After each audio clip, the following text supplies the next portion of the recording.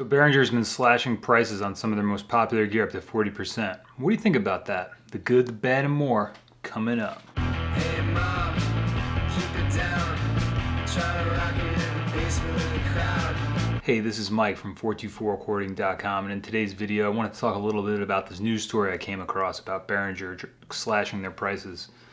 It's got me thinking a little bit about the industry in general and the ethics of cloning other people's gear and selling it, and which is something that's always been rife in the music industry, right? I mean, I'm sure there's pedal companies you can think of right now that, enlist these practices to sell gear. It's no secret. And maybe that's a different story for a different day, but I don't know, it's something that I think comes up. And why is the, music gear culture have so many examples of that? I don't know.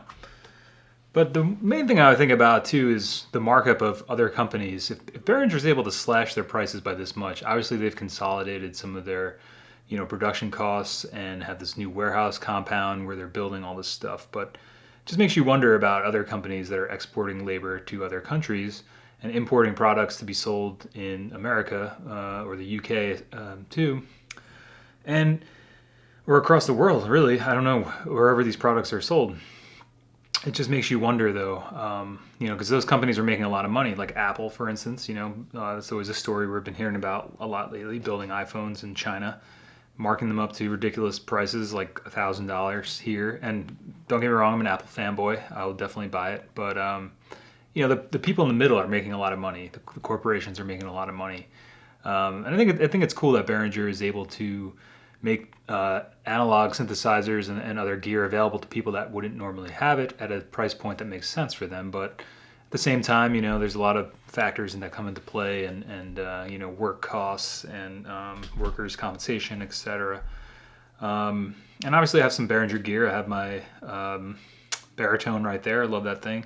And I have a CT100, which is a great cable tester. I've done a couple of videos with that, and I use that. Both of these things I use multiple times per month, and I'm really glad that I have them. This I use almost every day.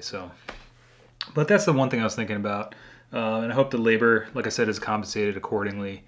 I think it's kind of a weird world that we live in, where people across the world are making products for dirt cheap, and then another company is bringing them to other places to sell for astronomical costs. I mean, I guess that's business in general, but that distance of, things being made dirt cheap and the price being astronomical seems like it's gone up in some cases. I guess this Behringer case is a little bit different because they're slashing prices, but like I said, it makes you wonder about other companies and the things that they're doing and selling and making.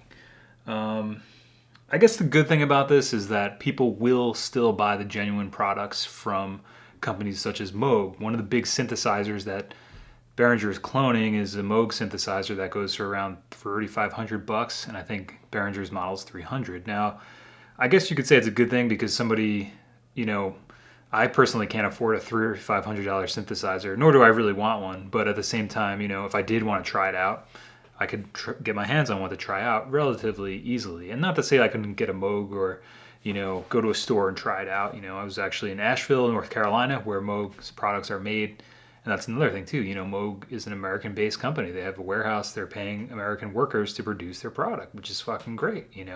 People have jobs and they make really high-quality stuff. I have my Minotaur sitting on my desk somewhere over there, and that was partially the reason I grabbed one, because I stumbled upon that factory and was like, "This is fucking sick." That I didn't even know that was there in Nashville. I was visiting some family and I saw the building in the distance. I thought it was Moog graffiti. How naive of me, on this big warehouse building, and it turned out to be the factory. Like, that's fucking sick, And they gave me a little tour, and it was really cool. It definitely turned me into a bit of a synth head. But so, I guess my point is, I think the good thing is people who want a genuine Moog will still go out and support the company, hopefully, and not just buy, the Behringer Model D or whichever one it is. I know that there's a couple different ones. They also have DeepMind 12, which is like a Juno, a Roland synth. So, but I think in the end, it's good that brings more recognition to the brands that have made this stuff in the past, such as Moog. Like somebody who wants a genuine Moog will go out and seek one. Someone who wants a vintage one will go out and find one. Because Behringer, the quality is pretty good. I would say the stuff I had lasted a long time. Like everybody who's had that stuff, it lasts, and I think that's kind of Behringer's place in the music industry. They make cheap, affordable gear that's pretty good quality. So remains to be seen. But I think in the end, like, the ethics of cloning other people's devices and property and intellectual property. I don't know the exact copyright of this stuff, because you see in the pedal industry, like, tons of companies, which I don't even need to name. I can think of 3 or 4 off the top of my head that are cloning other people's devices. Indie pedal makers. EHX comes to mind. With the Klon. And then obviously, that is what it is, but it's no secret that, these bigger companies are taking people's ideas, undercutting the prices by, exporting the labor and then bringing it back here. I don't know. That's a conversation I'm curious to hear your thoughts on, because I don't know. I think that's kind of messed up, but I don't really know what people are doing about it, or if there is anything you can do about it. But I would hope that one good thing out of this is that it would bring more awareness to those companies making the genuine articles, and that people will go seek those out if it makes sense to do so. In the case of the Deep Mind, Juno 106 isn't necessarily the easiest synth to come by, and so that's another question.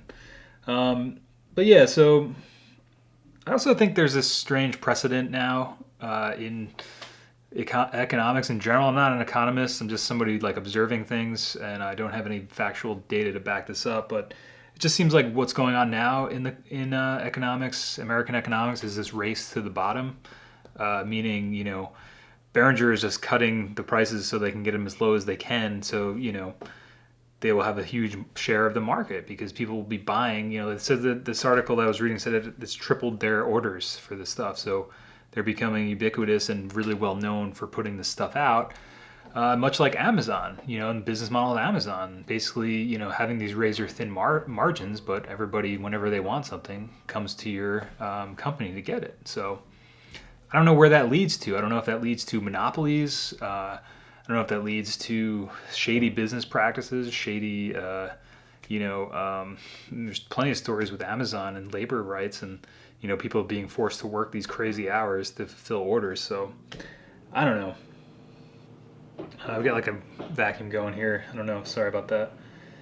I guess I'm torn. I like the idea of people having access to instruments cheaper and instruments they wouldn't normally have access to, but in terms of ethics and the cloning of it, and the ethics of cloning and stealing people's intellectual property, or borrowing it and passing it off. I mean, it's no secret that these things that they're making, these synthesizers, pedal companies, it's no secret that these are not original.